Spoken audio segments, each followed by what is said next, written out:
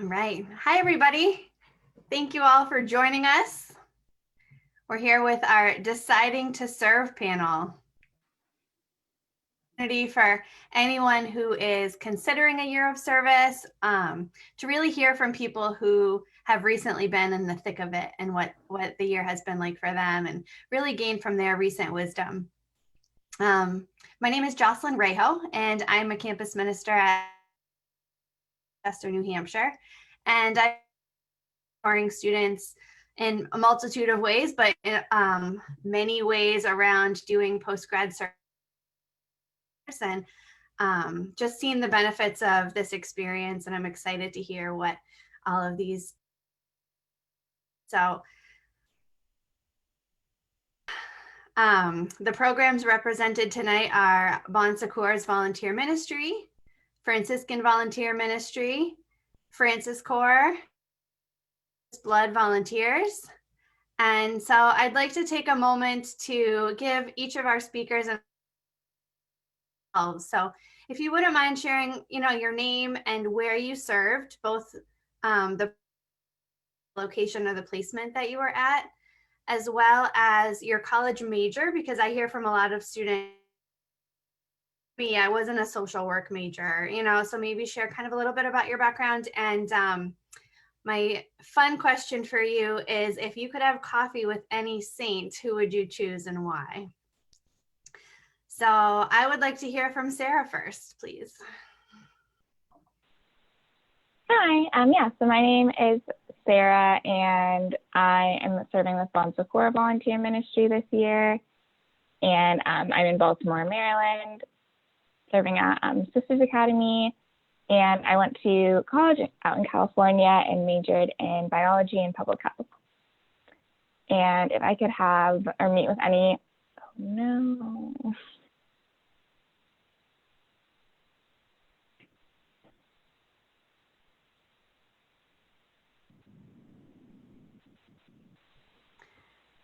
I think maybe we'll have to come back to you, Sara. I'm so excited. Can you still hear me?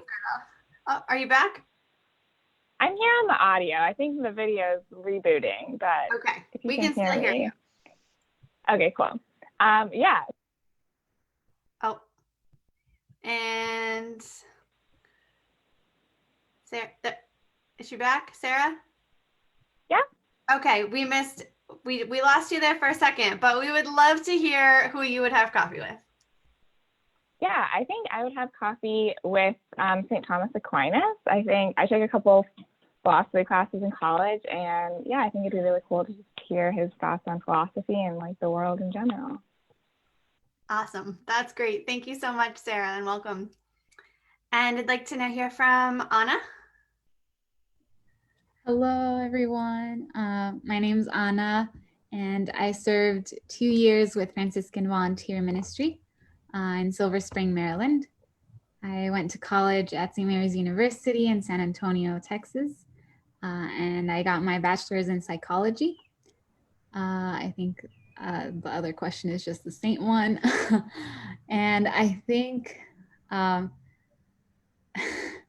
not sure, but I think this is cheating, but I think I'd have to invite both Mother Teresa and Oscar Romero. I think it would be cool to see them meet, but also like just to hear out their life experiences and what motivated them to be who they are, and just discuss about like how the world has changed too, and technology and all that stuff. Yeah. Thank you. Thank you. And now if we could hear from Lauren. Hi, everybody. I'm Lauren. I served with FrancisCorps, not this year, but last year. And I'm from El Paso, Texas, and I went to school at the University of Texas at El Paso. I majored in biology. I majored in kinesiology, and I minored in sociology.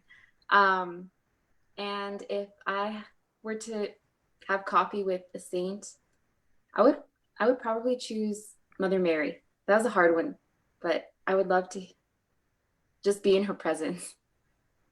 I love it. I love it. Thank you so much, Lauren. And last but not least, from Thomas. Hello, I'm Thomas. I'm currently serving at PBMR, which is the Precious Blood Ministry of Reconciliation on the south side of Chicago. It's a restorative justice center. Let's see, I went to the University of Notre Dame. I graduated last spring with a degree it's called the Program of Liberal Studies. It's our Great Books program. So philosophy and English, pretty much, and theology. And we've read a lot of St. Augustine, so I think I would choose St. Augustine. Very nice. All right, with no further ado, I can't wait to hear all of your thoughts on kind of the discernment process and what kind of led you to your service year. So I'd like to start. And my question for you is, who did you use? Who did you talk to about your discernment? How did you come to finding BSVM? Yeah, so in my discernment process, I think initially when I was trying to decide on programs, I talked actually a lot to my campus ministers and a couple of alumni that I knew who were doing different things. I think a lot of my discernment was on if I wanted to do a year of service program or if I wanted to do something else. And so kind of talking to people in service programs, but also people doing other things and figuring out where I need to fit into that mix. And then I think the more I learned about FrancisCorps and got into their like application process, I talked to both current volunteers and then also alumni. I think one of the biggest things that was helpful for me was seeing what like current alumni's future plans were and hearing from alums what they were doing after the program and kind of seeing if that matched like the trajectory that I was hoping to go on and the things that I was hoping to walk away from the program having like further developed in myself and further developed in my career and like spiritually and with my community aspects as well. And so I think, yeah, kind of talking to people from all different sides of what happens post-grad and kind of seeing where I fit in there and then really thinking about my future goals for what I was hoping to get out of a year of service and if that kind of matched what people in my program, what their goals were and what they were doing after the program as well. That's great. I think thought about, but so true that, you need to look at what people are doing after their year, kind of what they learned from their experience, what they gained, how they were formed. It's really key. That's awesome. Thank you. My next question is for Anna. And I'm curious, what were the top 3 things that helped you decide on FBM? At the end, did those 3 things, or when you were looking at any program, what were your 3 things? And were they still as important when you were in it or when you were done as they were?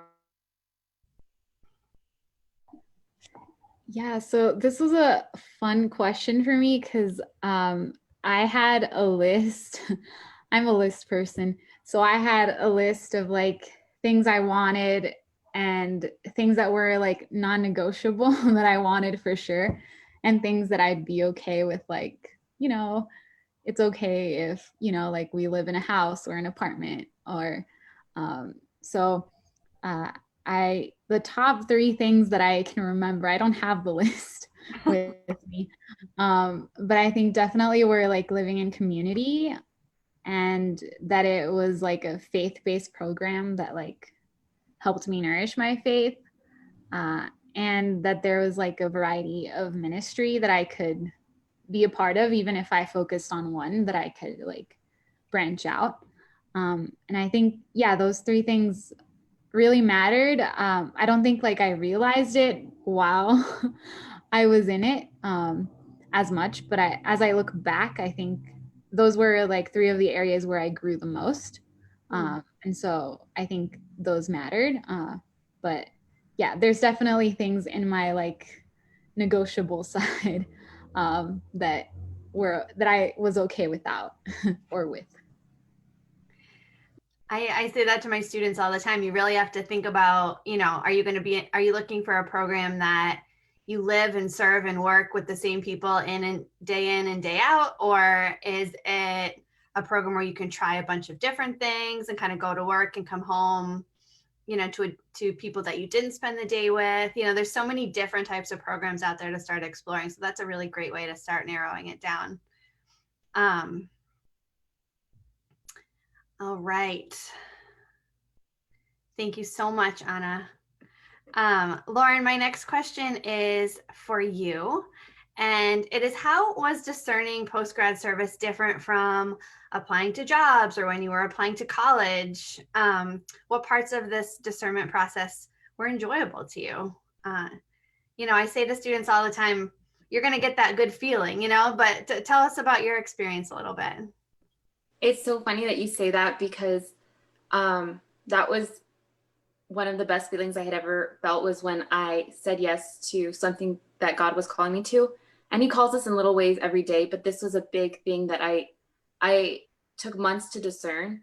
And I really didn't know where my life was headed. I was the type of person, or I guess I still am sometimes, that really likes to plan things, and I like to have an idea of where I'm going to be and what I'm going to do. And to not really know what I was going to do after graduating was really scary. And to not really know what I wanted to do after graduating was a scary process. So it was a lot of prayer. And even after I had discerned that that God was calling me to do FrancisCorps and that I wanted to do FrancisCorps, it was a lot of prayer about, Lord, like, please help me to be ready for this and prepare me for this. Like, I really don't know what I'm doing, but I'm so excited. And of course, like, there was nerves and different, like, you don't know, no one in my family had done something like this before. So that was something new. But overall, like, there was this like great sense of peace and excitement, like joy, that that I was going to have the opportunity to do this and to serve him in such a way. So a part of that was different is I included God a lot more in this process, which I should include him in everything. But it was something that I did different than when I was looking at undergraduate schools or even looking at graduate schools. And yeah, that was the main difference, I think. And then a lot of my discernment in like what program to do was very similar to what Anna was saying, is that I had somewhat of a list. I didn't have it written down, but it was more like I really wanted to be faith-based, and I wanted it to the program to have an aspect of community. And later I found out how important that was to me, even though I didn't know that going in. So I love that about the Franciscan spirituality. But that was having an idea of what you do want and what you're, like Anna said, not going to compromise, is very helpful. But also it is also important to be open to compromise and open to something different, because it was scary for me, going through this process with FrancisCorps, because it was very far away from my home, and I had never really been more than like a couple states away, and I was going across the country. And it was also a really small program, which, again, in like retrospect, I love that about the program. Like, I've never received so much special attention in my life. I mean, maybe I have, but I wasn't a number in a huge program somewhere far away. But it was scary at first, because I was like, besides the website, and I see like it's been around for 20 years, like I've heard of AmeriCorps and Peace Corps, but I had never heard of FrancisCorps before. So it was a little bit scary. So overall, the most important thing was being able to really give it all to God and say, okay, this is what you want me to do. Give me the strength to pursue it. I love that. I love that. And God does the most miraculous things when we turn over control to him, right? So I love that. Thank you so much. Thomas, my next question is for you. How did you talk to your friends and family about your decision to serve for your leaving Notre Dame? Did you encounter any resistance? Were people supportive? Were people giving you a hard time for having a degree from Notre Dame and not getting a real job? Plenty of that, yeah. Yeah, 100% a reality for me. Yeah, so my parents, they both kind of had blue collar upbringings, and were it was instilled in them that the goal of college is to go get a degree such that you can make a living for yourself and your family, all good things, all true things, but the emphasis for them is 100% on, self-sufficiency, building economic independence. And so they saw this as like, you're falling behind, and like, you were fortunate enough to go to Notre Dame, which was, fantastic for me for many reasons. But I think there was a lot of resistance. Yeah. And I guess I knew I wanted to do this. And so I wasn't really going to listen to them, frankly. But it was just, how do I damage control the best, or how do I like tailor my responses to each person? So my parents are both very faith-oriented people, and I said, look, like I'm motivated by the gospel to do this. There's spirituality running through this, that I'm not just doing this because I don't know what to do. I really do feel like this is something that Christian people are called to. With my friends sometimes, because a lot of my friends are not that religious, so with them it just didn't make too much sense, and that's fine. It doesn't need to. I really do think that the most important part is making peace with it yourself. And then, parents will be parents, and Tim knows that. They talk to my parents talk to Tim, and I do think a lot of people are probably going to struggle with that, and people not understanding, because it is kind of a radical thing to do, I suppose. And so, making peace with that, I do think is part of it. But also, for me, it was, reminding the people in my life that, hey, the social mission of the gospel is really important to me. And so this is what I see being my way to act that out in reality. So it's going to vary for person to person, but that was the way I found to deal with the situation. That's ultimately what matters. Did you have any support on campus, or any friends that got it, that were in different circles, or anywhere you found kind of, that kind of support, Thomas?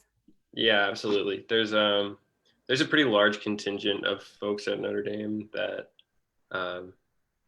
do postgraduate service and do service throughout the time at Notre Dame. There's a center on campus called the Center for Social Concerns, and it's rooted in Catholic social tradition. And there was 100% a network of people that were like, yeah, like that's great. And to be frank, like my friends are incredibly supportive for me.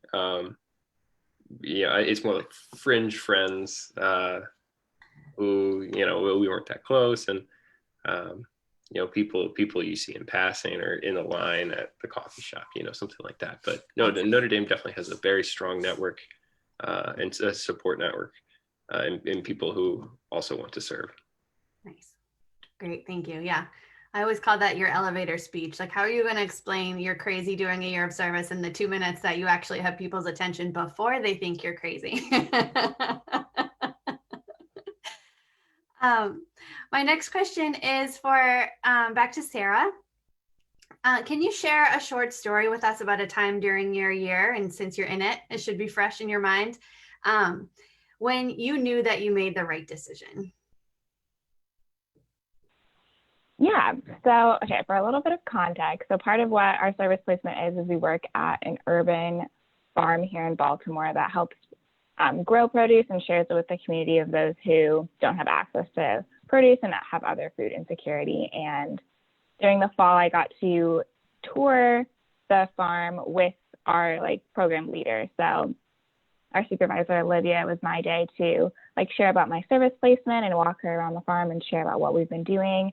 And it really just solidified for me as I was telling her about what we've been planting and the community members that we've met and engaged with, and kind of the impact of our work, just how both physically and spiritually rooted I felt in the community. Like we'd physically planted and like made connections with people, but also just the sense of like belonging I felt in the city of Baltimore. It was a really scary thing for me to move across the country to a place I'd never been to before. But I'm originally from Seattle and like very unknown to come all the way out here. And so, yeah, it was really just a peaceful moment where I felt that like this is where I was meant to be. And even if I'd never been here before, like the city was really welcoming, but also I really did feel that the service and like impact I was having on the community and the call to social justice was really being lived out in the way that I imagined it, even though I hadn't maybe imagined this specific work. Like I imagined this feeling of work and the impact of the community and the call to social justice and the intentionality of the program. And I really felt that that was being lived out in that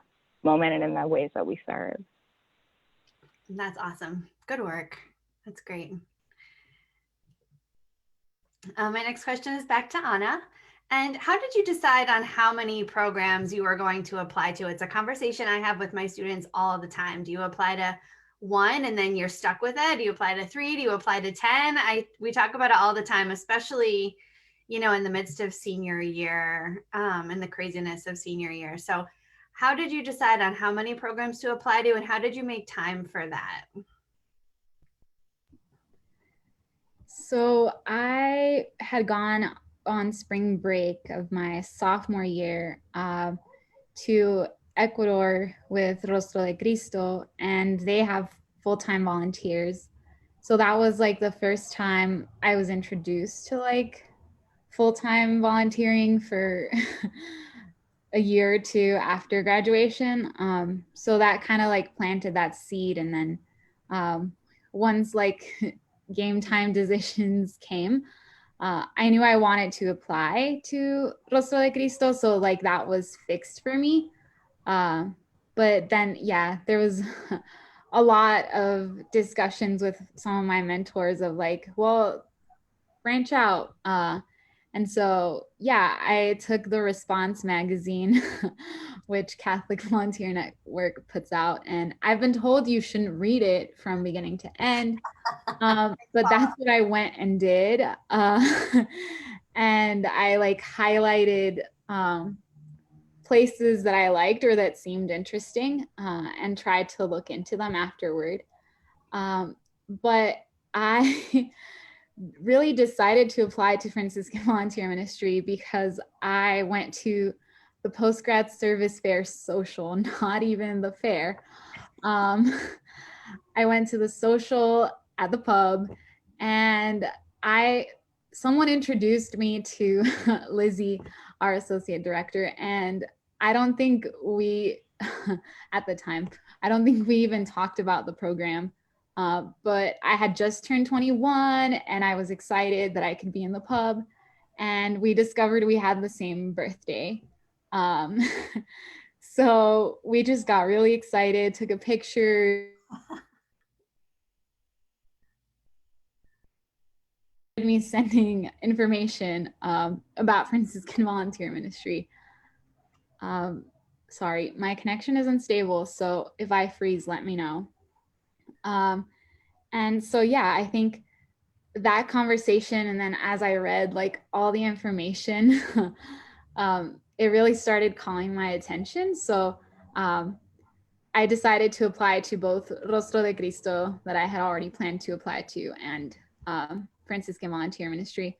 I think like those two were like personal to me in a way. And then, yeah, my senior year was really busy because I was really involved in a lot of different things.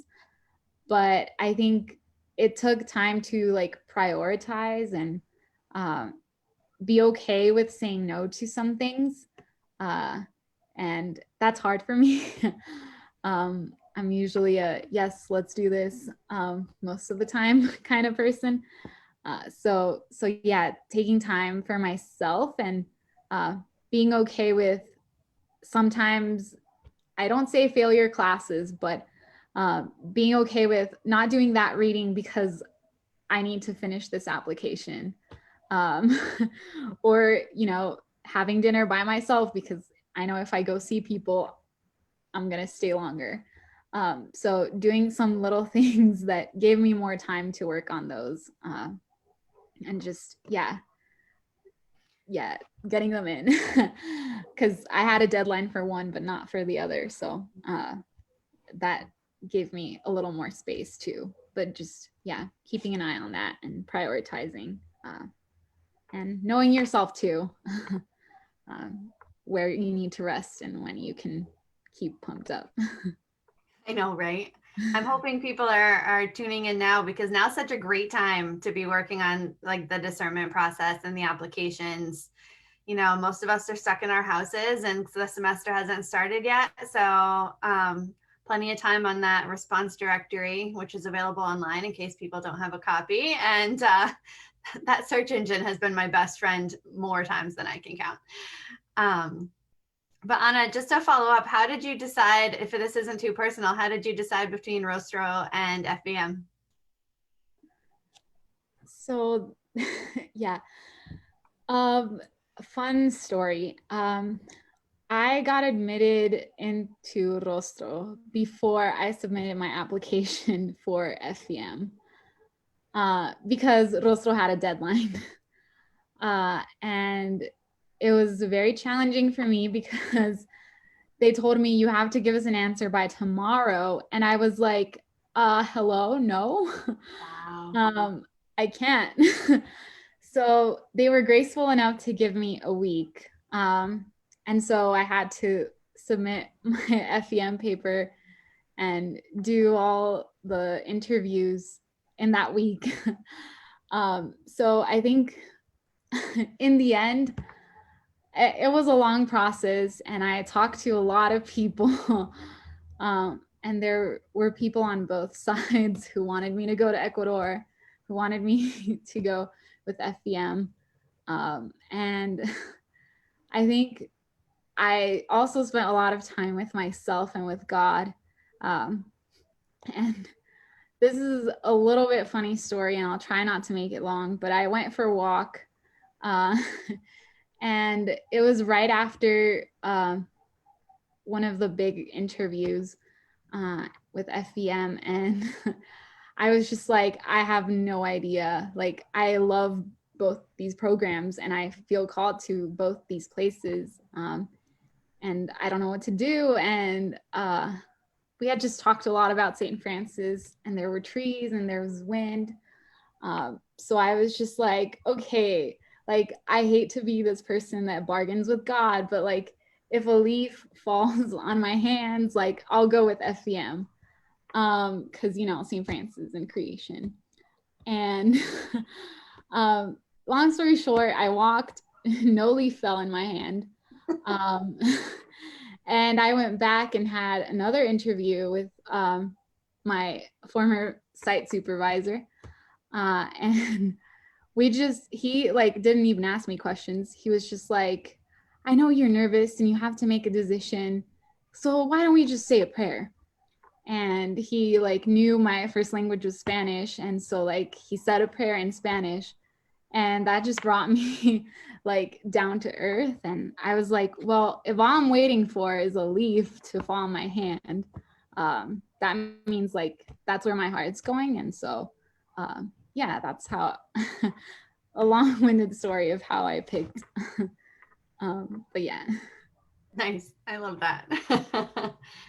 One of my students and I were talking last fall about how, you know, a program's, you know, right, and the recruiting process. And he is a wise senior, and he's like, you know, you just need to find that program where you feel known and like you feel like they see you and they know you, even if they don't yet, you know. And I think that's a perfect example of that, where you just felt seen and known. And that's what we're all looking for in life, right? So why not in a program where we're going to serve? My question, second to last, you might say, is for both Lauren and Thomas. And you can each take an opportunity to share maybe what the application process was like for you in your discernment to choosing FrancisCorps and Precious Blood. Lauren, do you want to start? So the application process itself with FrancisCorps was very, it was also one of the things that attracted me to FrancisCorps was all the things, like all the little components. But when I went on to apply, it was like, I don't remember specifically what the instructions said, but like at the end of the instructions, there was a little smiley face. And I was like, how cute. And it just felt very personable. So like I was going through my application, and like throughout the application, they tell you like, be yourself. Like it's not a formal essay. Like we just want to get to know you for you. And so that's what I did. And it was really wonderful. Not only the application process, but just the whole program was like that. Like they get to know you as a person, and you know, you really grow together with your community.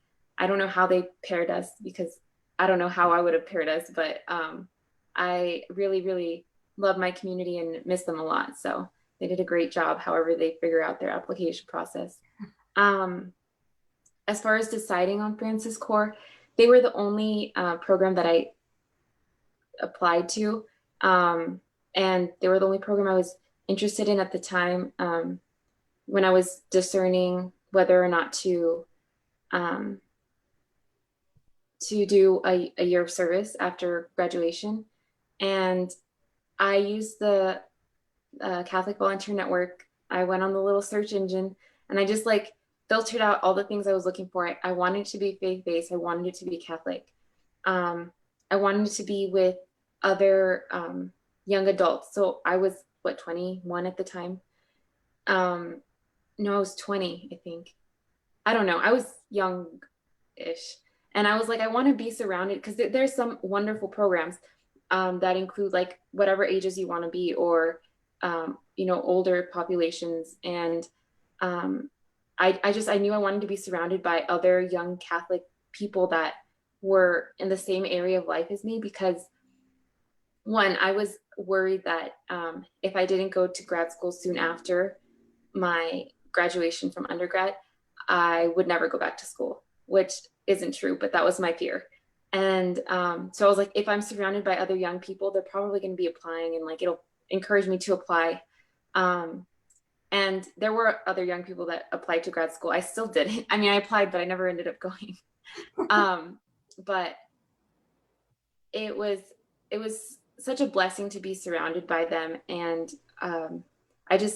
I really, really wanted to be in a community of young Catholic adults. So that's one of the main reasons why I chose FrancisCorps. Thank you, Lauren. Yeah, my process, I think, you know, when I applied to Precious Blood Volunteers, I specifically wanted to be placed at PBMR, which is, you know, only one of the placement sites. So, you know, I think that was helpful for me, because I read about PBMR and I thought that's what I want. So it was less about you know, which overall program I wanted to be a part of, and it was more I felt a connection to a certain placement within a certain program. So that kind of narrowed down which one. But then you know, that process was very, very good. Tim was there the whole time, building relationships, and it was, I mean, for us, it was pretty straightforward. Definitely felt well supported, and yeah, definitely. I always felt like the people at Precious Blood really just wanted what was best for me, and to find a good fit. And it was a delightful process for me. Nice. What recommendations would any of you have for, you know, current juniors or seniors in college who are heading into their second semester and, you know, starting to discern whether this is the path that they want to take, and, you know, what next steps they might need to take? What words of wisdom would you share from the other side? Feel free. Yeah, Sarah, go ahead. Yeah, I was trying to echo what Thomas said, and I think it's really about trying to figure out what your priorities in the program are. So yeah, I think some programs are really like, I'm really interested in the site placement, and like that's something that's really drawing me, and like that's one way. I know for me, I was like, I really love the mission of the program I'm applying to, and like that's what drew me to mine. And so I think like trying to figure out those priorities. I had a lot of friends that picked service programs based off of like, I want to do this kind of work, and like if that's what's calling you, then like go for that. But I think really trying to figure out like there are a lot of programs, so figuring out like what's different about them and what is really calling you to a year of service is what I think is I would recommend to students who are looking at doing year of service programs, and was helpful for me. Such good advice. Absolutely. Thank you.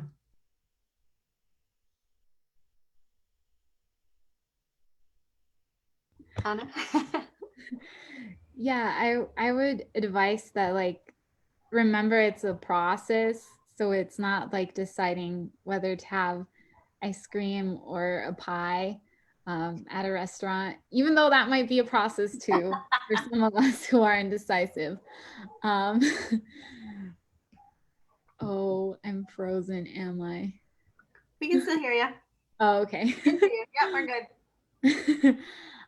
So it'll take time, and so be okay with taking that time to think about it. And then the other thing is to be okay with not feeling like peace about it right away.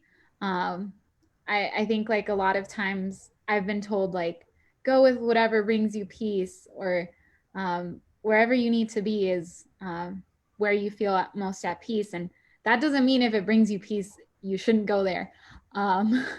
But that just means that if you feel uncomfortable or scared, that doesn't mean that's not where you're being called to be. And yeah, a lot of people in the Bible felt stressed about what they were being called to do. And so I think like that inspires me when I feel stressed or afraid or uncomfortable. I don't know if you can hear me because you all are frozen for me. No, we can. Yeah, it's such good advice. It's something, yeah, people don't think about. Go with your gut, they always say, or go with what feels right. And sometimes when God pulls the strings of our heart, it feels uncomfortable at first, you know?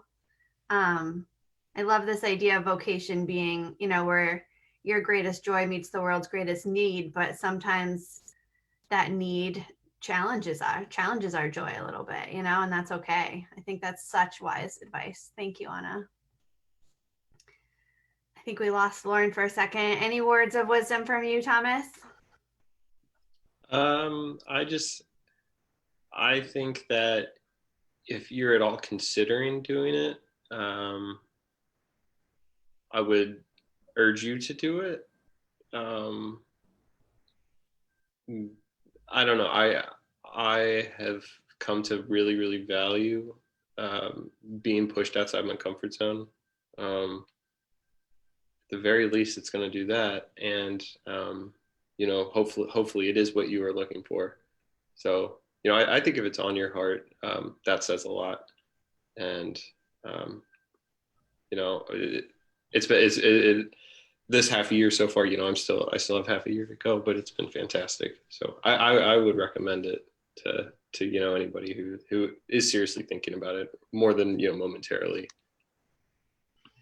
You're absolutely right. It does say something if you're being pushed, whether it was a service trip or not, you know, if there's just anything that's pushing you to spend the time digging page by page with a highlighter through the response directory, or just popping into your campus minister.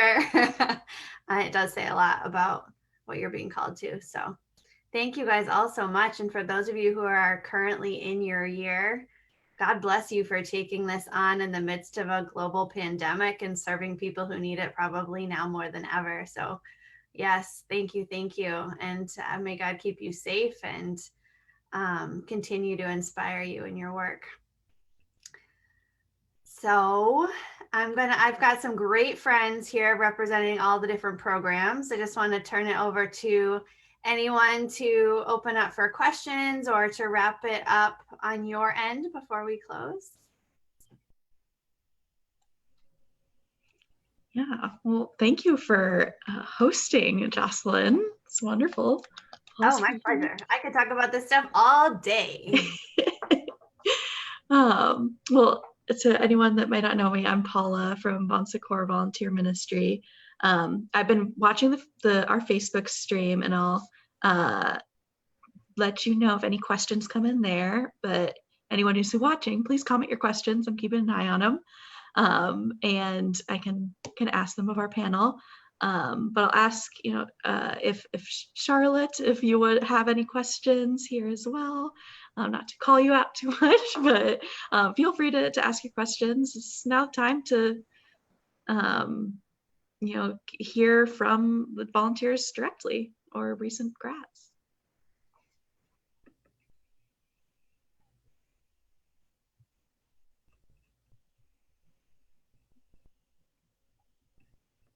It was really insightful to hear from all of you, and it's really impressive what you guys are doing.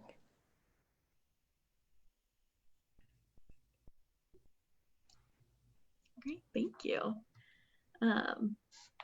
Do any of our grads or any other program people have any questions, or they want to ask each other, or any other pieces of advice that or stories that you want to share about choosing a service year? Hi everyone, I'm Joanna. I'm here with FrancisCorps. It looks like Lauren lost her internet connection. So I just wanted to respond to Jocelyn's question for everyone, if anyone had any final thoughts. And I would say that one of the most wonderful things in the interview process is when prospective volunteers ask for resources. So if there are prayers of discernment, to talk to current volunteers, to alumni of the program, as Sara was saying, seeing where alumni went after doing a year of service. So all of us, I hope I can speak for all of us, would be so excited and to connect you and to provide those resources. So please don't feel shy in asking for them. We would love to.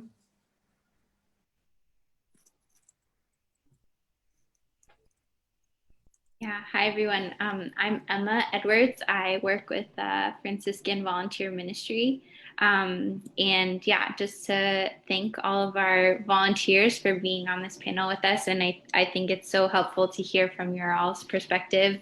And yeah, just to say, I know this was kind of voiced before, but we as, program directors and, the staff, we want you to find a program that's a great fit for you. So don't be afraid to date many people at once. That's what I always say.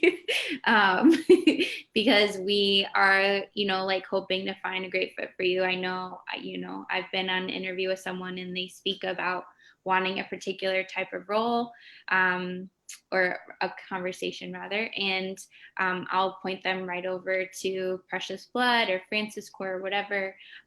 We really support each other as a community. So yeah, it would be great to talk more with you about any questions you might have. And again, just a shout out to our volunteers for being with us and starting off this this new year, hearing all their great experiences and insights.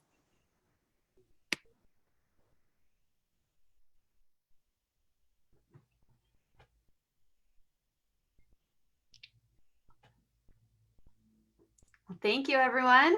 And feel free to reach out to your campus ministers as well. Plug for campus ministers or your Center for Social Concerns or your volunteer center.